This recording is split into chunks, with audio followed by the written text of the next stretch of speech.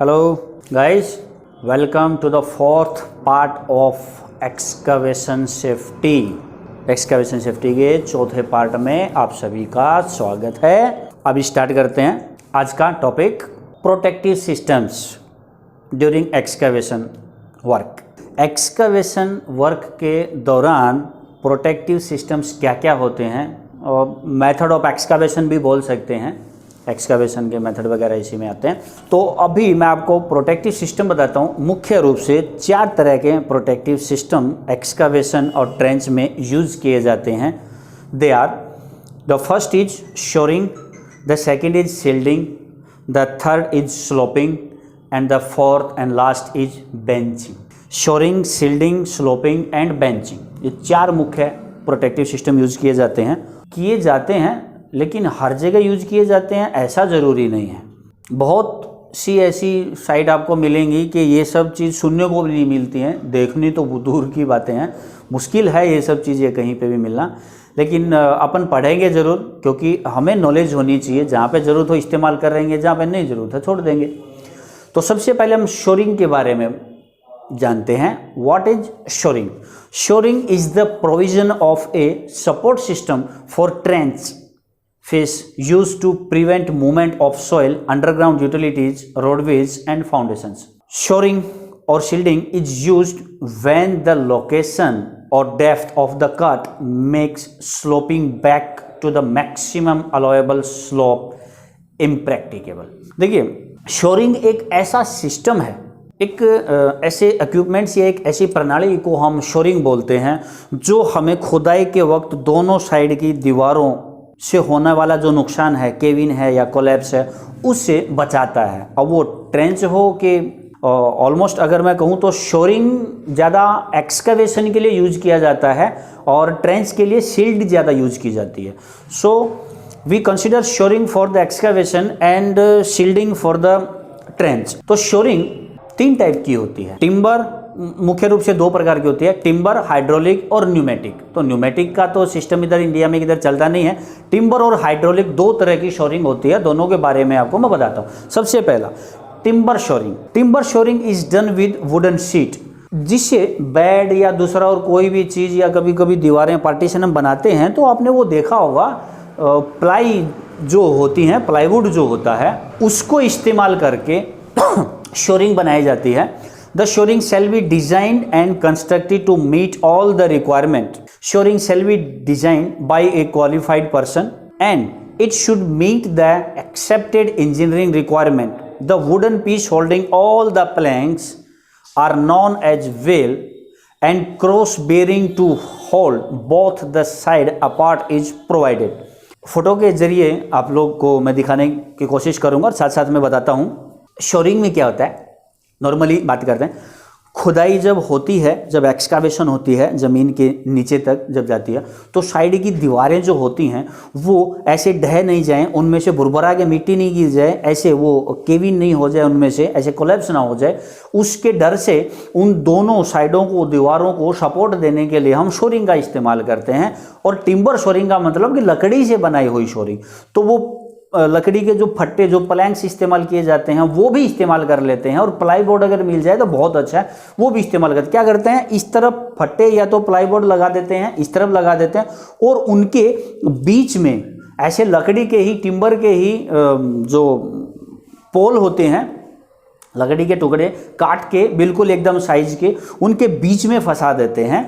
एक required gap के बाद, एक सूटेबल इंटरवल के बाद, ये इधर लगा दिया, फिर थोड़ी दूर लगा दिया, फिर थोड़ी दूर लगा दिया, ताकि उनके बीच में से आना जाना भी हो जाए और काम भी होता रहे, काम भी डिस्टर्ब ना हो। उससे क्या होता है कि दोनों तरफ वो दीवारों को ऐसे धकेल के रहेंगे और अंदर की तरफ आने से रोकेंगे। ये जो बीच में हमने लकड़ी के टुकड़े वहाँ पे लगा रखे हैं, जो फट्टे या बल्लियाँ जो हमने बीच में लगा रखी हैं, ये उसको अंदर नहीं आने देंगी। तो ये टिम्बर शोरिंग होती है।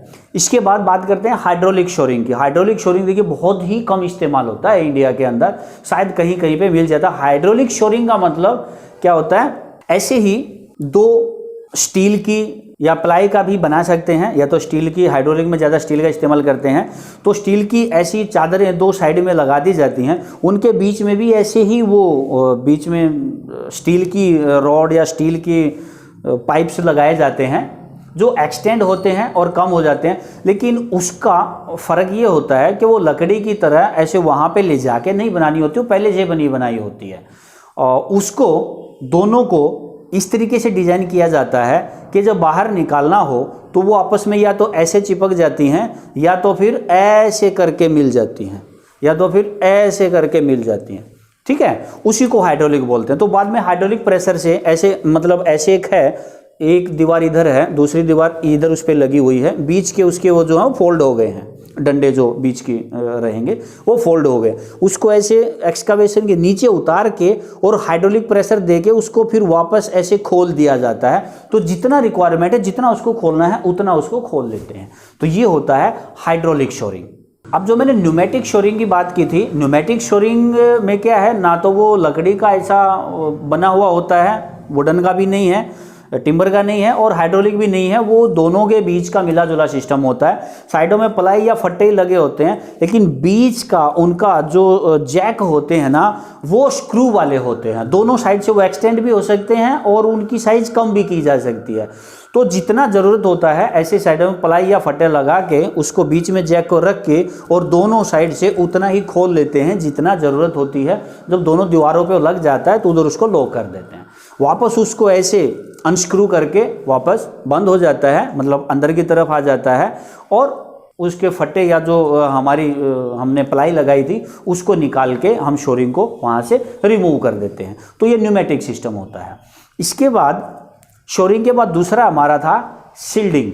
देखिए, ट्रेंच के अंदर प्रोटेक्टिव मेजर्स जैसा हमारा शोरिंग था, उसको इस्तेमाल करना थोड़ा मुश्किल होता है शोरिंग के अंदर, लेकिन शिल्डिंग इस्तेमाल कर सकते हैं। शिल्ड का मतलब रहता है कि पहले से वो बनी बनाई होती है, यानी कि हमें पता होता है एक रेगुलर पाइपलाइन का काम चलना है। मान लीजिए कि ट्रेंच क्या होती है, ट्रेंच कहाँ काम आती है, या तो आपने कुछ केबल कहीं बिछानी है, या कहीं पे पाइपलाइन आपने बिछानी है, कहीं सीवर गहरा जो है ज़्यादा डीप सीवर का कहीं पे काम चलना है, तो उसकी पहले से डिस्क्राइब्ड है कि इतनी ही उसकी विड्थ होती है, क्योंकि ट्रेंच की मैक्सिमम जो चौड़ाई है, विड्थ है, वो 15 फीट होती है। 15 फीट से ज़्यादा नहीं करते हैं, सॉरी 15 फीट या 15 मीटर भी हो सकती है, 15-20 फीट तक का ही वो रहता है। उसे बहुत ज़्यादा चौड़े को ट्रेंच में वैसे ही कंसिडर नहीं करते हैं नॉर्मली हम लोग। तो उसका जो साइज़ है वो डिटरमाइंड होता है, पहले से पता होता है हमें, तो उसकी पहले से फिक्स बना के रखी जाती हैं उतने साइज़ की हमारी ट्रेंच बॉक्स। इसको बोलते हैं ट्रेंच बॉक्स। फोटो में देख लीजिए, ट्रेंच बॉक्स इसको बोलते हैं। ट्रेंच बॉक्स पहले से बना के रखा होता है, और ये स्पेशली हमारे ट्रेंच के लिए ही होता है, नैरो एक्सकावेशन के लिए होता है। तो जब हमारी एक बार एक्सकावेशन हो जाती है तो इसको लाके क्रेन से या मैनुअली कैसे भी उसके अंदर इसको रख दिया जाता है, और उसके बीच में आदमियों को, अपने वर्कर्स को उतार के काम करने को बोला जाता है। ट्रेंच बॉक्स के लिए कुछ एक पॉइंट हैं, वो मैं आपको बताता हूँ। Trench boxes are different from shoring, ये शोरिंग से बिल्कुल अलग होते हैं। Instead of shoring up or otherwise supporting the trench face, they are intended primarily to shield workers from cave-in and similar incident। Kevin का मतलब होता है कि कई बार ऐसे मिट्टी ना ऐसे कट लग के बीच में से खसाक से ढह जाती है, और कई बार ऐसे ऊपर से कोलैप्स होती है। तो दोनों से ये अंदर काम करने वाले को बचाता है, क्योंकि एक्सकावेशन में शायद इस वजह से इतना ज़्यादा दिक्कत आए ना आए, मगर ट्रेंच के अंदर तो लिमिटेड एक्सेस होती है, बहुत कम जगह होती है ना, अंदर काम करने वाले ज़्यादा खुल के काम कर सकते हैं ना, इधर से उधर ज़्यादा बहुत कम टाइम में भागने को उनको चांस मिलता है। इसीलिए शील्डिंग उन्हें अंदर सेफली वर्किंग एनवायरनमेंट प्रदान करती है, देती है। The excavated area between the outside of the trench box and the face of trench should be as small as possible. जो दीवारें होती हैं ट्रेंच की और जो हमारा ट्रेंच बॉक्स होता है, उस दीवार से लगभग सटा के ही उसको लगाया जाता है, या तो फिर दोनों के बीच का गैप बहुत कम होता है। मेरा मतलब ये है कि जब हम शोरिंग करते हैं तो शोरिंग में तो डायरेक्ट जो साइडों की दीवारें हैं, दीवार पे ही प्लाई या फटा लगा के फिर उसको कसा जाता है, उसके बीच में बली लगाई जाती है। लेकिन शील्डिंग में ऐसा नहीं होता। शील्डिंग में बना हुआ पहले से ट्रेंच बॉक्स होता है, तो उसके और साइड की दीवारों के बीच में गैप हो सकता है, और रहे भी तो कोई दिक्कत नहीं है, क्योंकि गिरेगा तो भी वो है, वो रोक लेगा। अंदर काम करने वाले सेफ होने चाहिए। The space between the trench box and the excavation side are backfill to prevent little movement of box. कभी कभी ट्रेंच बॉक्स को रखने के बाद उसकी दीवारों के और बॉक्स के बीच में अगर थोड़ा सा ज़्यादा गैप होता है, थोड़ी ज़्यादा गैपिंग रहती है, तो उसको हल्की हल्की मिट्टी डाल के उसको बैकफिल कर दिया जाता है। वो इसीलिए कि ट्रेंच बॉक्स ना ज़्यादा मूवमेंट ना करे, ज़्यादा इधर उधर ना हिले, वो स्टेबल रहे थोड़ा सा। सो ये ट्रेंच बॉक्स के बारे में मेरे ख्याल से आप लोगों को अच्छे से सब समझ में आ गया होगा। अब आपने शोरिंग पढ़ा, शिल्डिंग पढ़ा, अब पढ़ते हैं स्लोपिंग क्या होता है। स्लोपिंग का मतलब है स्लोप मतलब ऐसे ऐसे ऐसे तिरछा, ऐसे ढलान में बनाना। तो एक्सकावेशन को ऐसे खड़े में एक्सकावेट करने की बजाय ऐसे ढलान में एक्सकावेट करना भी सेफ होता है और ज़रूरी होता है। तो अभी मैं आपको बताता हूँ कि जो हमारी 4 टाइप की मुख्य stable rock, type A, B, C, हमारे जो एक्सकावेशन जो सॉइल है उसमें किस प्रकार की सॉइल पे जो स्लोप है वो कितने डिग्री का एंगल बनाते हुए एक्सकावेट किया जाता है, ये बहुत इंपॉर्टेंट है। आप लिख के रखिएगा, इस चीज़ को भूलना नहीं है। अलाउएबल स्लोप क्या होता है? स्टेबल रॉक जो होते हैं उनमें आप 90 डिग्री का स्लोप एंगल रख सकते हैं, क्योंकि वो पत्थर हैं, वो गिरते नहीं हैं, वो अपने आप खिसकते नहीं हैं, बहुत जल्दी कोलैप्स होते नहीं हैं। तो जो स्टेबल रॉक होते हैं उनमें से वर्टिकली कटाई की जाती है और 90 डिग्री का एंगल स्लोप उनमें मेंटेन किया जाता है। टाइप ए स्टेबल रॉक के बाद जो टाइप ए की सॉइल होती है उसमें 53 डिग्री का जो स्लोप एंगल है मेंटेन किया जाता है। इसके बाद टाइप बी सॉइल जो है उसमें 90 डिग्री से एकदम आधा 45 डिग्री का स्लोप एंगल मेंटेन करते हैं। इसके बाद जो टाइप सी होती है हमारी, टाइप सी में हम 34 डिग्री का जो एंगल है वो उतना स्लोप मेंटेन हम उसमें करते हैं। तो ये for a maximum excavation depth 12 feet, ये जो स्लोप मैंने आपको बताया ये मैक्सिमम 12 से 15 फीट तक के लिए ही है ये स्लोप एंगल, और मैक्सिमम 24 घंटे के लिए ही है। 24 घंटे के बाद उसको इंस्पेक्शन करना बहुत ज़रूरी है। अगर ज़रूरत पड़े तो स्लोप जो मेंटेन हमने किया हो उसको कम या ज़्यादा कर सकते हैं, बढ़ा या घटा सकते हैं according to requirement. Next point है बेंचिंग। शोरिंग हो गया, शिल्डिंग हो गया, स्लोप हो गया। अब बात करते हैं बेंचिंग की। बेंचिंग मतलब बेंच, एक एग्जाम्पल देके बताता हूँ, फोटो देख लो। जिस बेंच पे हम लोग स्कूल में बैठ के पढ़ते थे या जहाँ पे कॉलेज में बैठ के पढ़ते थे उसको क्या बोलते थे अपन? बेंच। नीचे फिर ऊपर जहाँ पे हम किताब रखते थे, नीचे बैठने का, ऊपर किताब रखने का, लेकिन कि सीढ़ी टाइप में। ऑडिटोरियम वगैरह में जो बैठते हैं बिल्कुल सेम, ऑडिटोरियम में बैठते हैं ना ऐसे सीढ़ी नीचे नीचे करके आती रहती है सामने, जो कोई काम कर रहे होते, कोई लेक्चर दे रहे होते, कुछ दे रहे होते हैं, तो उसके पीछे जितनी सीढ़ियाँ ऊपर जो चढ़ती हैं उसी को बिल्कुल आप बेंचिंग मान सकते हैं। बेंचिंग मतलब ये है कि स्लोप कई बार जब काम नहीं करता है, कहीं ऐसी सिचुएशन आती है कि स्लोप वो पूरा काम नहीं कर पा रहा, तो वहाँ पे ना हम लोग बेंचिंग कर देते हैं। बेंचिंग फोटो में देख सकते हैं। बेंचिंग मतलब खुदाई ऐसे बिल्कुल स्लोप में ना करके ऐसे सीढ़ी नुमा कर देते हैं। उससे क्या होता है कि जितना हमें बीच में काम करने के लिए जगह चाहिए उसके ऊपर हम लोग ऐसे सीढ़ियाँ बनाते हुए खुदाई कर देते हैं कि ऊपर से मिट्टी को गिरने का, केव इन करने का, कोलैप्स होने का चांस ही नहीं मिलेगा। वो नीचे गिरेगी नहीं। कोई फॉलिंग मटेरियल भी होगा ना तो वो भी बड़ी मुश्किल से नीचे तक पहुँचेगा, वरना किसी न किसी सीढ़ी पे आके वो रुक जाएगा। तो बेंचिंग करने का यही फायदा। There are two basic type of benching, simple and multiple. The type of soil determine the horizontal to vertical ratio of the bench side. Type of soil जानने के बाद, आइडेंटिफाई करने के बाद ही बेंचिंग की जाती है कि बेंचिंग वर्टिकल रेशियो में करनी है या हॉरिजॉन्टल रेशियो में करनी है।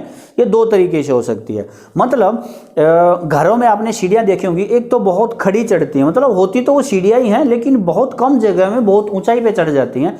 एक थोड़ी सी लंबी सीढ़ियाँ होती हैं कि वो जो है उनकी ऊंचाई कम होती है लेकिन फिर भी वो बहुत दूर में जाके चढ़ती हैं। तो वर्टिकल और हॉरिजॉन्टल दो तरीके से ये बेंचिंग किया जाता है। इसका बेसिक फंडामेंटल बेसिक कॉन्सेप्ट आप बेंचिंग का मेरे ख्याल से समझ गए होंगे।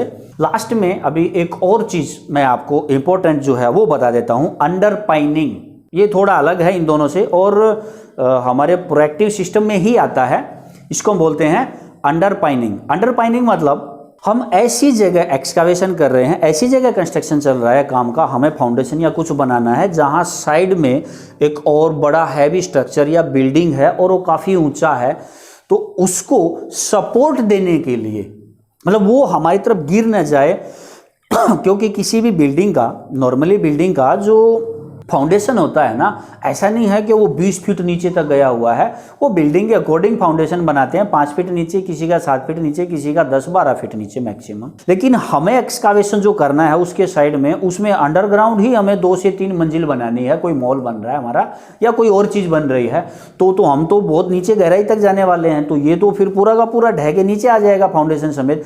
इसलिए उसको सपोर्ट देने के लिए जो सिस्टम यूज किया जाता है, जो प्रोटेक्टिव सिस्टम होता है, उसको हम अंडरपाइनिंग बोलते हैं। देख के भी आप पता लगा सकते हैं अंडरपाइनिंग क्या है। इसमें ऐसे ऐसे करके बहुत सारे सपोर्ट लगा दी जाती हैं ताकि ये इधर ना आए, इधर ना गिरे, इसका इधर झुकाव ना बने और हमारा काम भी चलता रहे। सो आपका एक्सकावेशन का चैप्टर यहाँ पे कंप्लीट करते हैं, क्योंकि एक्सकावेशन का स्पेशली कोर्स तो बहुत बड़ा होता है, बहुत लंबा होता है। वो ऐसी 15-20 मिनट की तो अगर कंप्लीटली कोर्स करते हैं तो बहुत लंबा, कम से कम 20 से 22 क्लासेस हो सकती हैं डीपली, लेकिन अपन उतना लंबा नहीं कर सकते यहाँ पे ऑनलाइन क्लासेस में, इतना ही कर सकते हैं। और बेसिक फंडामेंटल्स आपको एक्सकावेशन के आई होप बहुत अच्छे से सारे समझ में आए होंगे। जिसको कुछ समझ नहीं आया है वो मुझे इन्फॉर्मेशन दे सकते हैं, वो बता सकते हैं। चलिए फिर एक नए सब्जेक्ट, एक नए चैप्टर के साथ मिलेंगे, तब तक के लिए जय हिंद।